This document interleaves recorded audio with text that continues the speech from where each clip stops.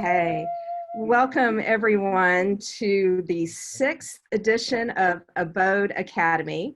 I'm Mary Thorsby, the Executive Director of ABODE, and we're happy to have everybody here.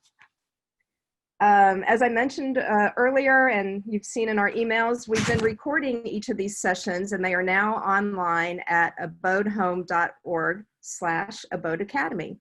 So you can go back at any time you would like to watch them and re-watch them, and please help us spread the word. These are a community service, so the more people who see them, the better. We're recording tonight as well, and we'll add this one too in the next couple of days. A few housekeeping bits. I think we all know them by now. Everybody's on mute. Please use your chat button to pose questions to the navigators. We love your questions. And Beverly Tumala, who is the Education Committee Chair and on our board, will be collecting all of the questions, and she'll pose them to the navigators at the end of the session. And I think you also know I'll be sending a survey. Thank you for filling those out. That helps us gauge how well we're doing and where we go from here. So in ABODE's tradition, let's just take 20 seconds or 30 seconds for a contemplative moment to focus on where we are, recenter ourselves, and feel this energy that we have for one another, and get ready for the next hour that we'll spend together.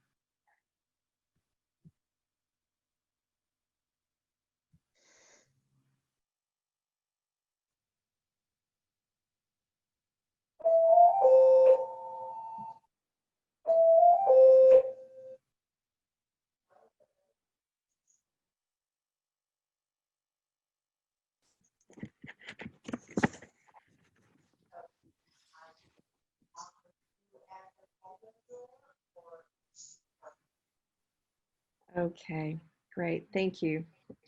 All right, so last week, Beverly Tumala and Ben Getter talked about the signs and symptoms of approaching death, and the feedback from that was really great. I'm so glad that you enjoyed it. And next week, our co-founder, Edwin Sasek, will talk about the work of grief, the importance of going through the grieving process. So please don't miss that next Thursday. And tonight we are in for, I get teary just thinking about it, such a special treat. Our 4 amazing end-of-life navigators are going to share their insights and their experiences of doing this wonderful work that they do. Most of you know that we operate a boat around the clock. So the navigators work in 8-hour shifts, and it's sometimes like ships passing in the night. There's a 15-minute overlap where they sit down, they share what's gone on with the guests, whatever the next navigator needs to know, so that it's a very smooth transition from shift to shift. And also anything that hospice needs to know to make sure that our guest is receiving the very, very best care. So their communication skills with one another have to be on track every single time. And they are. It's really incredible that they work so well independently, but also as a team. And the team's just been such a delight to work with. I've learned so much. The other thing that the navigators do is study all the referrals that come to us. As you can imagine, we get lots and lots of requests, and they literally read every page and mark it up to make sure that any questions they have will get answered, so that when we select guests, we're doing it not just that they're a good fit for us, but we're a good fit for them. So they put a lot of time and expertise into looking through all of those medical records. They're just wonderful role models in the contemplative process. I've learned so much from them. They help people not just physically, but also spiritually and emotionally. It's just beautiful to watch them in action. If you don't follow us on Facebook and Instagram and Twitter, I recommend that you do, because we post a lot of guest stories and lots of pictures of the navigators interacting with the guests, and the comments we get are so heartwarming. So tonight we have John Vinson, we have Sarah Lee, we might have Diana. Where is Diana? Oh, well, we've got Sarah and John, and I have some comments from Claudia that are just lovely. So we'll share all those, and then at the end, Beverly will pose the questions. And so please feel free to ask anything. All of the Navigators' bios are on our website as well. If you go to abodehome.org/about, you'll see all of the bios, and we're featuring them in our print newsletter that's coming to your mailboxes soon. So you can go there to get all of their background scoop. But let's get right into it. We're going to have John Vinson go first and share some of his beautiful experiences. Thank you, John. Take it away. Okay, well, thank you. Thank you very much. Let's see, I can hear my voice in the other room because excuse me, I'm just going to close this door and see if that'll help.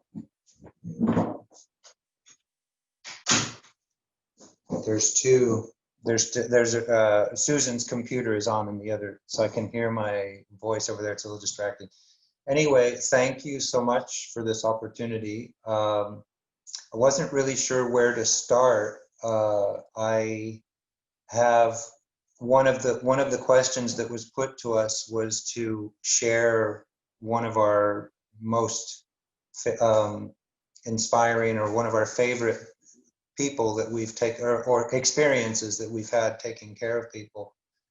And it's really hard for me to narrow that down because there's so many just beautiful experiences that have happened. And every one in step with our contemplative nature, which is being present with each of our patients, which we call guests. One of the most important things is that we have that presence with them. So when I'm in a situation with them, I like to think of that as my favorite one. Like someone recently asked me I was telling them about a couple of different places I lived, and they asked me, well, was that your favorite place that you've ever lived? And I said, well, it was at the time, because that's it was. And I feel that way with our guests. You fall in love with different ones and those are my favorite experiences. But the one that I was thinking of to share, partly because, first of all, it was very recent, and also because I thought it might be interesting for everyone to hear, because I found out that it was someone else's favorite. As she put it, it was her most memorable event of her whole experience here. And I thought that spoke very powerfully about it. And but one of the main reasons I chose it too is because I think it showcases some basic principles of what we try to do in contemplative care. Because there's a lot of question, what exactly does that mean? And basically, for me, the meaning of the contemplative care, it boils down to pain. It's real simple. It's real basic. It's paying very close attention to what the patient, what the guest is experiencing, and being able to put ourselves in that place, to be able to relate with them. And Mary Oliver, the famous poet, said, "The soul is built out of attentiveness." And I just really like that. It's a real beautiful thing, but not just for us, but as a gift that we're giving to them as well. And so anyway, what happened, the person who said that was the sister of a guest that was here. He died only a short couple of weeks ago. And he was starting to transition, he was starting to change and become a little more disengaged with his with life here on this earth. You could tell he was getting close. He was getting ready to leave. And it seemed to me, and he was really bearing down and focusing on the work, that processing what was going on, and less interested in, which is a very common characteristic, if for any of you that aren't familiar with it, where people become more and more detached. I believe Beverly was sharing about that recently in one of the past academies. So I was encouraging the relatives that were coming in to visit him, that just to kind of slow down a little bit, and that he really needed quiet and not as much kind of a chatty visitation, as much as just us just being real quiet and paying attention to where he was leading. It's like a lot of times I tell our guests, our patients, that it's very much what we're experiencing with them is very much like having it's a dance, really. And we're dancing a dance with them, and we're following their lead. And of course, to do that, you have to pay close attention to where they're going to be able to follow their steps, their lead. And so his sister, he had a very loving, sweet sister that was coming in to visit, didn't know that change was happening in him. And she right away just got it, clicked right into it. And she said, wow, this is such an education. And she could see the need right away, because he was very different. He just his whole mannerisms and everything. And when at one point, he was losing his ability to walk safely, and he wanted to still get up. He was not losing his fierce independence, his desire to get up and walk, but he was becoming a fall risk. So he at one point wanted to stand up, so I helped him to stand up, and I had to hold him lightly, trying to give him as much independence as I could, so he didn't feel hindered by anything, restrained by anything. But at the same time, I needed to help him keep his balance. And then he said, he was barely talking at that point, and he, with some difficulty, very softly said, I want to walk. So I didn't think it was safe for him to walk at that point anymore. So I just held his arms, and I just started walking in place to give him that sensation of walking, and he followed step. And then there was just something in the air. I don't know how exactly to explain it. It was just a very beautiful, touching atmosphere that I experience when people are at this point in their process. And at one point he followed. He was just following, and it seemed to satisfy his need to have that feeling of being able to walk. And then he leaned over and put his head on my shoulder, which was really, it was just so touching. And I could hear his sister off to the side crying, because she was so touched by the beauty of it, of seeing her brother like this, and just his dependency, his becoming like a child, and also his trust, his letting go and trusting in that way. And she was the one who said that to her, that whole experience not only taught her, but it was just beautiful to see that. And for me, it really is a good example of what we need to do when we are working with these guests is in just following, as I said, following their lead. Not to have our own ideas, not to have our own plans or whatever we think is what needs to happen, but to really tune into them and like it said, about being attentive. And because we are, as long as it's safe, of course, as long as it's safe, we like to let them lead in this dance. And that's to me, one of the most rewarding things throughout each experience that I've had is when we have that connection with them. And as Mary was saying, we not only take care of them physically, but also it's more than that. It's also being a companion to them during this time. And a lot of times, I've often told volunteers that come in at the beginning of the shift, when they come in to help, and they'll walk in the door and say, well, what can I do? And a lot of times I've told many of them, just be here, just be here. And it's not that there's necessarily anything that you need to do. There might be, but let's find out. Let's find out what it is.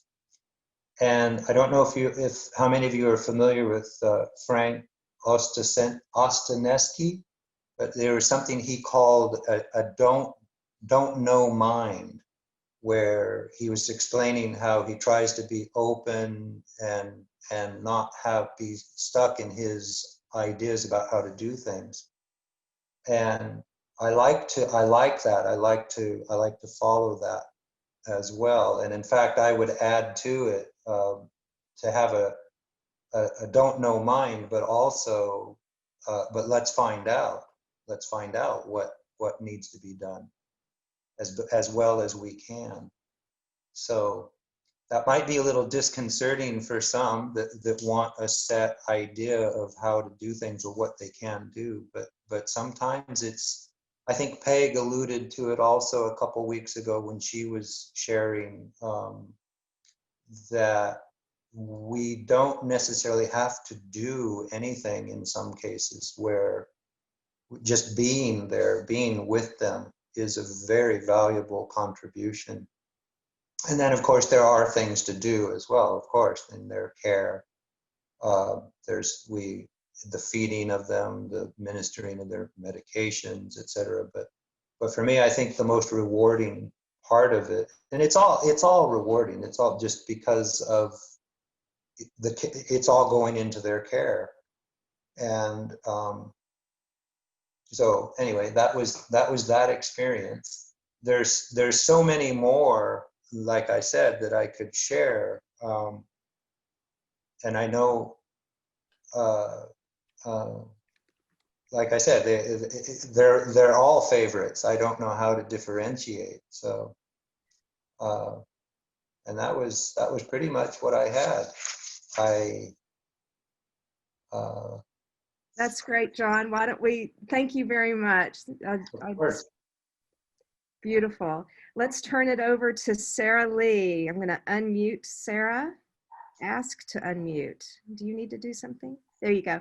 Okay, I'm going to mute you, John, but then I'll unmute you later. All right, take it away, Sarah Lee. Hi, everyone. I'm Sarah Lee.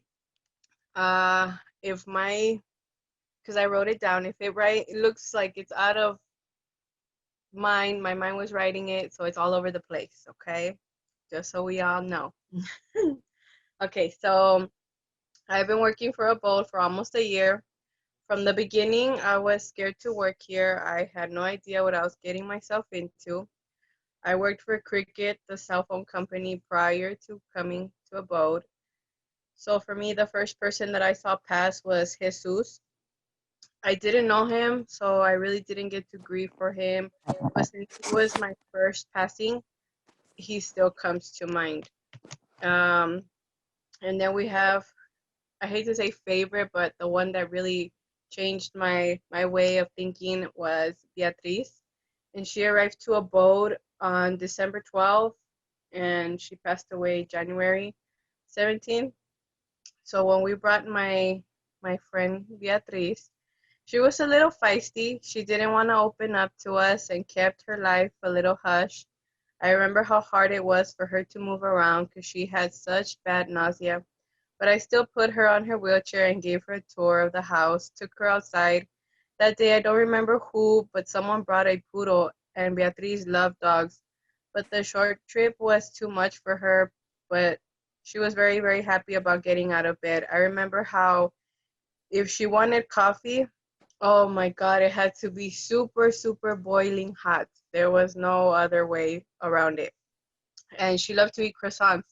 But those croissants, you better like touch it and feel the crunchiness. Like she was very, very picky with all her food. And that instantly, right away, reminded me of my grandma. My grandma supposedly can tell the difference between a coffee being fresh and a coffee being 30 minutes old. That's just how weird she is. Um, Let me see. I also put Beatriz liked to be called Betty, but I never really called her Betty. So she started talking a little bit more. I found out that she was from Argentina. She was married with no kids, rich, poor, and then she was very, very smart. She worked with computers. I don't remember much, but I think it was like the upbringing of Microsoft. Um, so when I came into my shift, I kept trying to talk to her in Spanish so she could know, hey, I know the language type of thing. And once she knew I spoke that language, she was very, it was kind of like a exhale. It was like, wow, okay, I can be myself. Um, we got really close. I felt like I could tell her anything. I had told her about me wanting more kids, but she was so against it. Like she was like, you already have two, no more babies, ya pa qué, for what? Later on, I knew why. It was very hard for her to talk about having kids. And when we talked about religion, and she was like, there's no God, and I don't want to hear that. And she would cuss. So it was really funny. So for me, once someone starts cussing with me and we're in Spanish, that's kind of like the icebreaker. Like, okay, we're gonna be friends now. Um, Let me see. So every day I would come in and I would go check on her first, and I would be like, look, I'm here.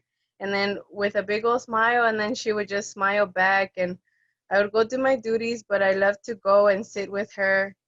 She just began telling me stories of her husband, the food she loved, her family, her lovers, and about her best friend, Mitzi. She always said, I'm going to buy us a cheesecake, the real ones, because the ones out here in San Antonio taste like poop. We would we will sit outside and have some wine, just you and me. So one time I came in and she was so secretive. And I said, I hate the cameras. No, she said, I hate the cameras. And I would tell her, but you're on my show. I have to make you be famous. And she would just give me an eye roll. And she told me to get close to her. And I felt kind of weird. I was like, what's going on? And she was trying to give me money. And she just looked at me and said, shut up. You just because you take care of me, so shut up. And I was like, no, it's okay. But she was getting so offended. So I went and put it in the office. It still stayed there. It was funny. And she kept telling me, what did you buy? And I'll be like, I put gas type of thing. And she would be like, really? I gave you that for gas? No. And every time that I would go into there, I would just be like, oh, mira, ¿quién ya llegó? Like, who's here? And she's like, oh, it's time for a party. Let's go party. So one time, she slipped off of the bed. Not fell, but she slipped off. So they had to call the fire department. And it wasn't on my shift, because if it was, it would have been way more hilarious. But when I came in, as soon as she got picked up and everything, she was like, Sarah, you're not going to believe what happened. I slipped, and all these really husky, sexy men came to help me. And then I was like, really? She's like, I was so embarrassed. And I was like, why were you embarrassed? And she's like, because I had my concha outside. And I was like, what is a concha? And she just meant her, like she was in underwears. And she's like, it was just all out there. And I was like, well, why are you scared? Just say what? You like me or something? And she would just start laughing. And she's like, you're so crazy. She's like, I'm too old for this. But like having that communication with her was like our key point. Like we just really got along. But it was getting kind of hard for her now. She was getting weak. She was giving us a really, really hard time to give her medications. Like if you tried to give her Tylenol, she would just look at you and then like give you the whole runaround. And what is it? And what's it for? And when I lived in Argentina, I did this and I did that. And then you'd be like, okay, it's time to drink your medicine. And she'd be like, what's it for? What do I need it? Just to not drink it. And at that time, Suzette was with us, and we had told Suzette it was hard, and she was already looking into taking her out of ABODE. But within that weekend, someone came and sat with her, and her decline just came really, really fast after that. So one day I came into ABODE, and I was doing night shifts at that time.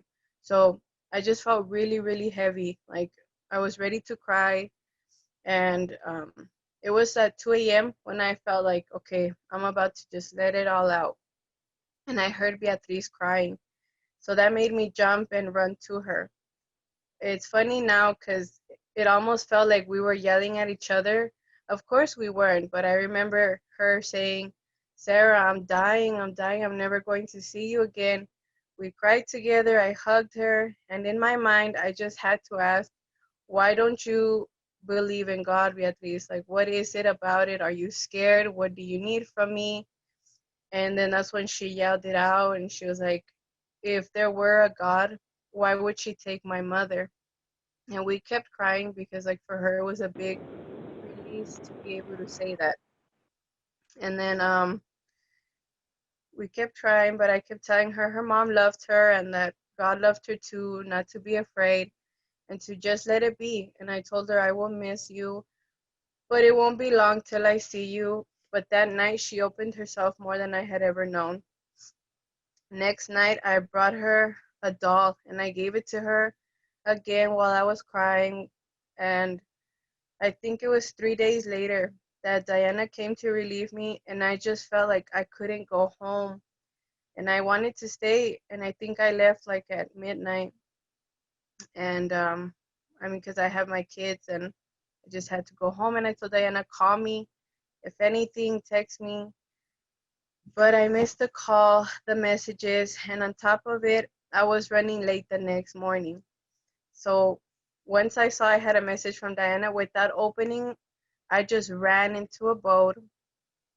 I went all the way up to her room, but she was already gone. So I had missed her. Her friend, her best friend, and her nephew was there. And I don't remember what they were saying, but they were talking to me. And it was really hard. It was really hard. I was like, oh my God, she's gone. What can I do? I still did my job. I don't even remember who was with us at that time. I just knew all the rooms were filled, but Beatriz was gone. And going back to her room was so hard. I could not step in there without just crying and feeling like I messed up for not being there with her and not holding her hand and being able to say my goodbye. So Diana knew that I was hurting, and oh my God, I appreciate Diana so much for this. But she came back to relieve me, and she bought me like they're in a cup cheesecakes, and she told me, go say goodbye to her. So I went into the room. As hard as it was, I sat in there. I felt like I was a crazy person talking to myself. I was like, oh, Beatriz, you're gonna be so happy up there. You're gonna see everyone, all your husbands, because she had more than one. I was like, I hope you choose the right one to be around. Like, it was just it was an outpouring that I guess I just needed to do.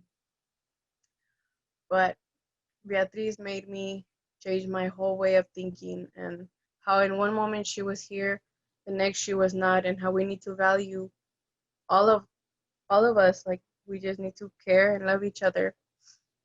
But there are memories that don't sit down. There are memories that don't sit well with us. And for me, that was Daniel. He was a very sweet, sweet man. Loved his beer, dogs, horses. But since he came into ABODE, he every day would beg his family to go visit him. And they just wouldn't show up. And when they did, it was like already too late type of thing. So when he passed, I called. And they were like, oh, okay, we're on our way. And his RN and him were really close. So at that time, when she was showing me pictures, all these good memories, she said that she went to go visit him in a room he used to live in. And there was cockroaches. And that he would tell her, oh, those are my best friends. They're trying to say hi to you. And she just died laughing. He was a really funny man. And then the family called back and they said, oh, you know what? We don't have time to go. And we just got his sister calmed down because she has autism. He's like, and we don't have time to go do that. So do whatever you have to do. And they hung up. So I got really, really mad. I was like, what kind of family does this? What kind of person would just be like, oh, well, he's gone. Do whatever you have to do. So that was a hard one. Even with Miss Ruth, she was such a light at ABODE, and she was funny with her little attitudes. I remember seeing her in the monitor exercising. It was so funny. Like, she would sit on a chair and you would just see her going like this and kicking her legs. It was just the cutest thing ever. So for me, these are my top 3 that changed my life for good. My sons love coming to ABODE. He wanted to have conversations with Miss Ruth, but he would act so shy, so she couldn't hear him anymore. She was like, what? He fed some of our guests. He read with them, and he would sing. And then just recently, he saw the love ceremony take place. Seeing how death can be an ending to us, but a beginning to them, and how much we should value life. It's just amazing. We just never know what can happen tomorrow. So for me, the questions that were given to us, and they might sound kind of messy. What are some ways you provided comfort and support to guests, physically and emotionally? Emotionally, I think hearing them out and stories, their hard times, their good times, why not let them say what they need to say before leaving this place? Comfort and support physically is really hard on some guests. We have some that don't want any help, and getting them to trust us and just letting us take care of them is the biggest thing. With Mark, I just couldn't get a connection with him as much as I wanted to, and I tried. I was writing to him with his blackboard, and even though he would put smiley faces and be thankful, I just felt wrong because I couldn't shout, and I was like, oh, I don't want to feel like I'm being too loud and he's gonna look at me like I can hear you type of thing. So one day he was on his knees and he couldn't get up, and I saw him on the monitor, and I ran back there, and then I just went like, what are you doing? And then he just tried to play it off, laughing, and he couldn't get up. And when I picked him up like all the way and put him back into bed, he was like this. And I was like, why are you looking at me like that? And then he just said, you're Wonder Woman, Wonder Woman. And when his sister came in, he's like, she picked me up today. She picked me up. And I was really happy that since then, he was like, come with me. I know I'm not going to fall. I'll call you. I'll call you. And he was like really nice to me after. And then, have you had hard times of grief after a guest passed, and how did you deal with that grief? Yes, and that was with Beatriz. It was hard to go into the peach room, and when I would see her little frame that she left behind and the doll in the hallway that I bought her, it always like still gets to me. I still cry. I pushed myself to go back into the peach room because we kept having more guests, and I had to do what I had to do. But that made me think. I thought to myself, we are here for a purpose, and I'm not going to take that away from someone who is in need. This is what we are here for. So I had to push myself. Have any guests taught you lessons? If so, what wisdom did you garner? For me, it was when Miss Ruth asked for a root beer float, and at the time it was with John, and we didn't have root beer, so she asked John to make her a float with applesauce and vanilla ice cream. Yes, that was, you know, um, you make it work. So life, even though it throws you lemons, you can choose what to make with them and how you make your life flow. Beatriz taught me in a more personal level, and it was not to let anyone step on you, stop you, do whatever you want to do. Do it no matter what people say. Never get married, is what she said. Have fun and just deal with whatever life throws at you in a fun way. With Sweet Daniel, I remember that everyone needs love. Everyone doesn't want to be alone, and they shouldn't have to beg for it. Seeing him beg for people to visit crushed my heart, but it made me realize I need to spend time with my grandpa because he's my world. He always wants me to go back home, and I know that coming to ABODE has made me realize that I need to be the strong one to care for my grandpa.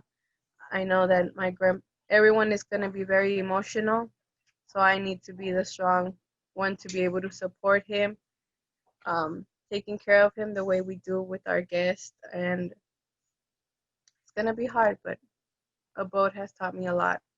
And then the last question was, what are some of end of life rituals that you facilitated with guests and their family or loved ones? So the rituals for me were very hard because I'm still kind of new to this. So I was like, I don't know what I'm doing. But when it came down to Mark, his was a little bit more natural. I just walked in and I felt like he needs me to clean his face. And once I started cleaning his face, me and his sister started giving him like a little wipe down. And we just talked and talked about him. And I kept whispering to Mark, to be safe, to have happy travels. And it was a more natural thing that I could do. And it was very special to his sister. So, yep, that's my story. Thank you. I remember that you also folded up his bandana and put some flowers on top of it and put it on his chest. So thank you very much, John and Sarah Lee. Claudia is not with us, but she sent some notes, and I'll attempt to read them without crying. So it's so sweet. She works our overnight shift during the week, and she's just a lovely person.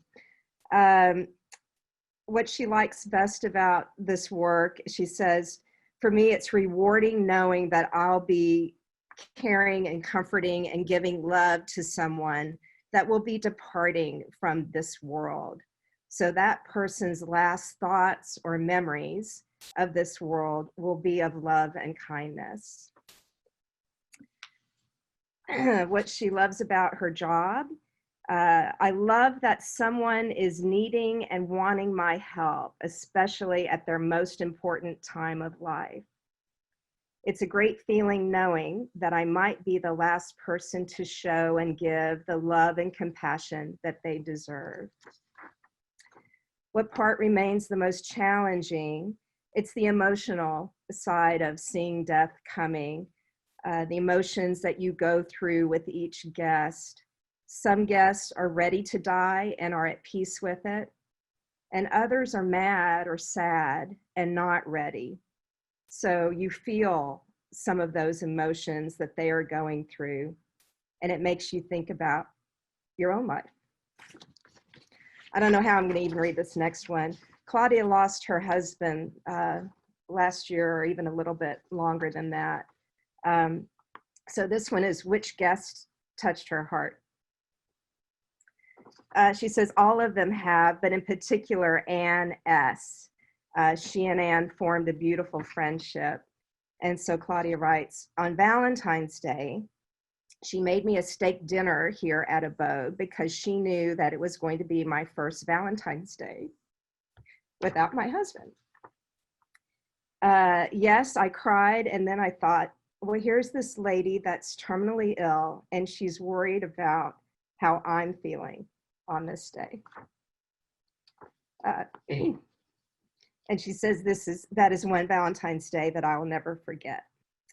We would talk every night, and that I worked and cross-stitched together. She was a pro at cross-stitch, and I was her student. Not a very good student, but it was fun. So those are Claudia's remarks. Well, with that, Beverly has volunteered to collect the questions. So I'm going to unmute Sarah and John, and Beverly, why don't you take it from here? Oh my gosh, that was beautiful. You know, I think the theme here is love. You know, you guys love them out, and that's their last memory of being loved. And not only our guests, but their families. Their families feel your love and care for them. So I'm going to pose some questions. So one of the things you guys didn't talk about, John and Sarah, John, I'll let you go first, but Sarah, what brought you to this place? Why ABODE? Why do you do this work? It's not easy. For me, it was my mom. My mom has worked in hospice, and she used to work in the ICU as well. So seeing how she was and how people really accepted her. For me, the biggest thing is for people to accept me. So I thought, why not try it? Why not see what it's all about? Good. What about you, John? Well, I'm drawn to it. I feel like I was born to do this. I feel very fulfilled in it. I feel, I mean, that's the short, simple answer to it. It's very fulfilling. It's probably, I think, more than anything I've done before. And before coming to ABODE, I've had experiences for years and years, since back, I think in the 80s was the first time I was with someone taking care of them as they were dying. And there was just, I don't know, there was something about it that was so special. And I guess the sacredness of it, for me, it really is a sacred experience. It almost sounds cliche because a lot of different writers have said it and everything, but that it's sacred ground. But to me, it's not cliche at all. It is a real thing, a real experience. So, it's not just a job. It's not just a job. It really is for me, it's a real calling.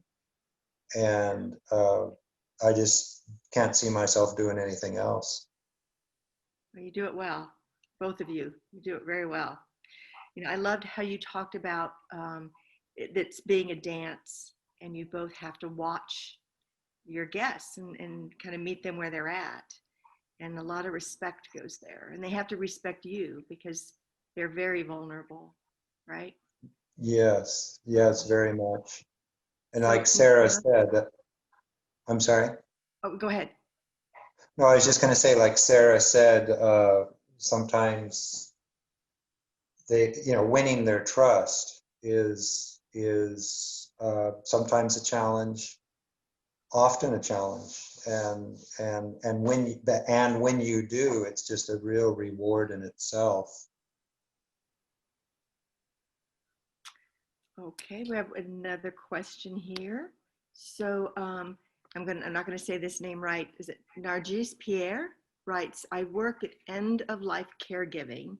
Each time death becomes intimate, my work changes from caring for the parent or the patient to caring for the family that's present. That time becomes very intensive. Do you have the same experience? You know, when you have to focus now your attention from your guests to their families, do their families, bring challenges for you? Yeah, a lot of them do, because sometimes when we have a guest that comes in and is very open about her death and they're ready, some of the people around them are not accepting that. They still want them to fight, so they want to push them, they want to move them and tell them keep going, and they're just like, no, leave me alone, I'm tired. So it's hard for us to make them understand, let them be at peace, this is their time. Yeah, I would say the same, that actually, and I've said this many times, the guest, the patient, is in many ways much easier, less of a challenge than the family. I just feel like the guest has this grace that they're in, whereas the family's not necessarily so. And it's just more challenging for them to understand what's going on and what, because they don't see it. They're not used to some of these changes. It's very understandable. So yeah, part of our job is we do a lot of educating with families as well, to help them understand and to help them be able to let go themselves. But having said that, I also want to say that they can be more challenging, but it can be just as rewarding for me personally. Working with the families can be just as rewarding, because there's beautiful moments where the experiences they have that we are sharing with them. We're companioning the families also, not just the patient, not just the guest. That's right. Okay, let's see. We've got a question that says, what are some of the ways you provide comfort and support, physically and emotionally?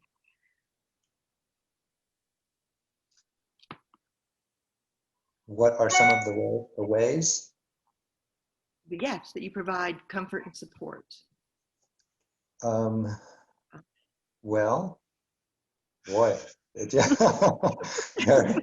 big subject. I love that Sarah said, she sat and did cross stitch with Beatrice. Right. Yes, Claudia. Oh, yes, yeah, right. Yeah. Yeah, it just depends. Everybody's so different. It just depends. I think one of my favorite things, when it's appropriate, of course, and they're coherent enough, and is just to laugh with them. It's so relieving when when you have that point with them in your relationship where you can laugh together and just journey the journey together. That's such a wide thing. It depends. Everybody's needs are different, and their physical needs. It just depends where they're at. Some of the ways are just helping them with being able to eat their favorite foods if they can still eat. Positioning them how they're positioned in bed. I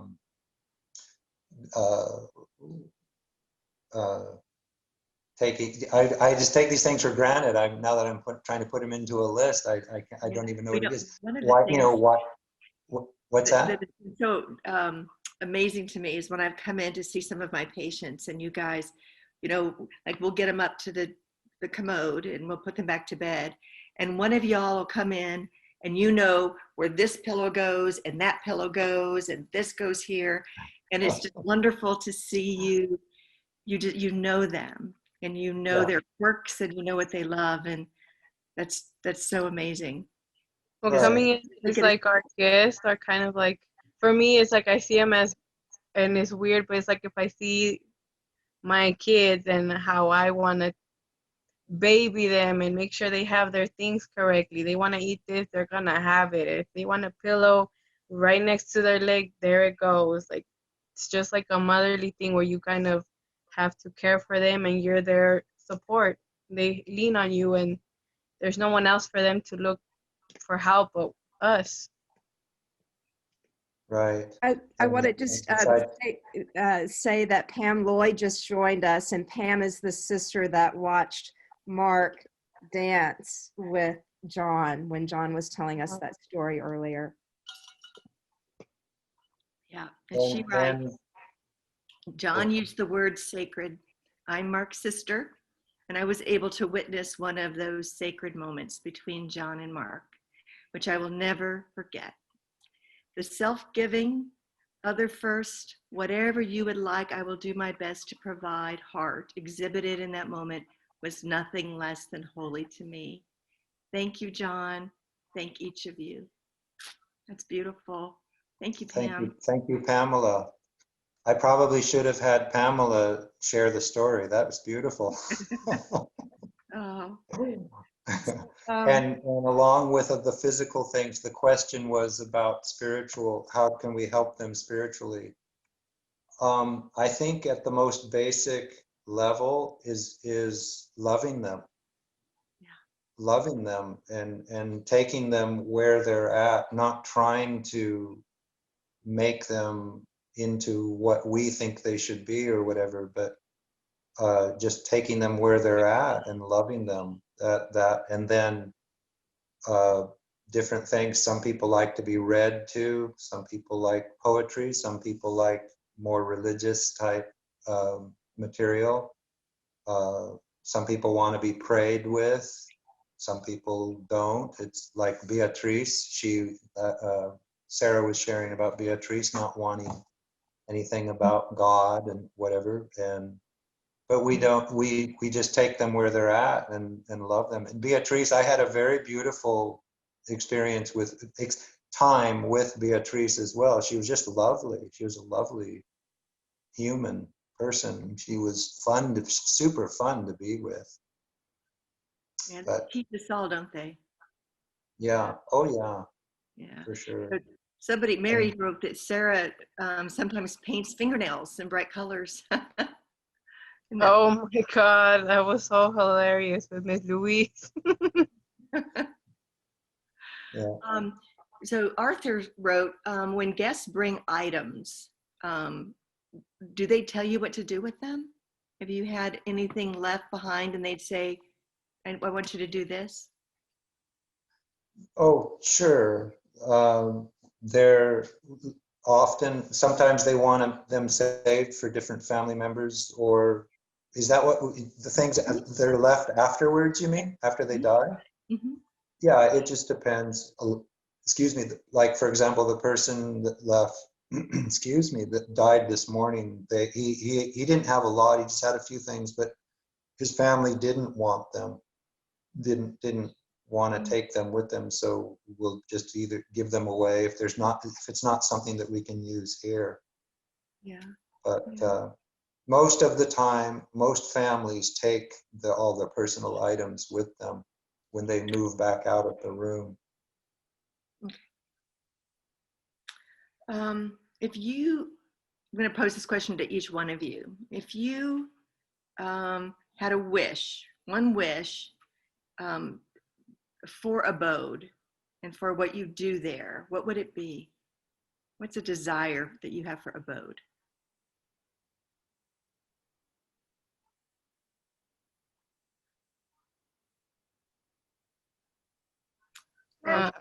My desire for ABODE for it to be spread out more, really be able to help more people and really let people see that we're here to help, and just the beautiful things that we do at work just be everywhere. What about you, John? Yeah, I would have to say just to keep doing what we are doing. This is, I mean, it is happening. It is like a dream that's being realized. You know, I get just to keep doing. I can't think there as far as a bigger thing or a bigger program or whatever. So that would be great, so long as we're still giving the kind of care that we're still able to give to people, really personalized, and to have that connection, and for people to just for it to be an inspiration to people and a learning experience. But those things, that is what's happening. Those are the things that are happening. So I guess my wishes for Abode are happening. My wish would be that they can continue. Mm-hmm. One thing, Mary put a wonderful point up here. You guys are so wonderful at showing love through your facial expressions. How has wearing your masks affected that? A lot. A lot. Sometimes I'm like smiling and then they're just like staring at me like, what? Yeah, I try to smile through my eyes and It's hard, isn't it? and laugh a little louder so they know I'm I don't know. Yeah, I mean, I was really concerned about that before, but I haven't felt much of a hindrance, at least with the people that we've had since having to wear the masks. It seems, I think the spirit still comes through, you know. Yeah, for sure. So I think sometimes thankfully. they have a hard time hearing us. Like you've got such a booming voice, but you know, Yeah. those of us with softer voices, it's hard for people because they can't see our lips and they don't hear us. But you don't have that problem, John. I didn't know that. I didn't know that. I thought I was, here I was thinking I was very soft spoken. Yeah. And I guess the last question I have, rituals and ceremonies. What are we doing at death? Do you have a ritual or a ceremony you follow, or even self-care, you know? Oh, you mean for ourselves? Well, for your patient or for your guest or for you, you know?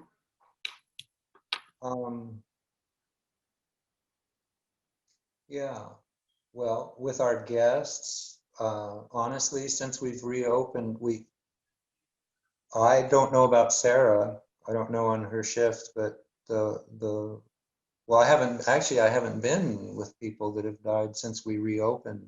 Yeah, I would say since we've reopened post-COVID, because there's so few of us in the house now, and we haven't had a particular instance where it's felt right to do something like an unwinding ceremony. With Mark, though, there was a special love ceremony that the sisters had with Mark and his special friend, which was so sweet.